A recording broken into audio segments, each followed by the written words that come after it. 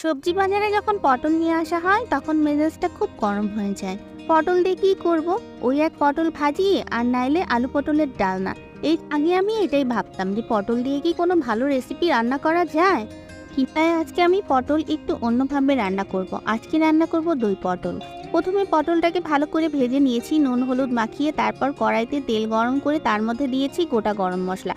এরপর জিরে গুঁড়ো ধনে গুঁড়ো আর লঙ্কার গুঁড়ো দিয়ে মশলাটাকে ভালো করে কষিয়ে নিয়েছি। এবার ভাজা পটলটাকে ওর মধ্যে দিয়ে একটু কষিয়ে নিলাম। এবার দিয়ে দিচ্ছি ফ্যাটানো টক দই আর কাজু কিশমিশ বাটা।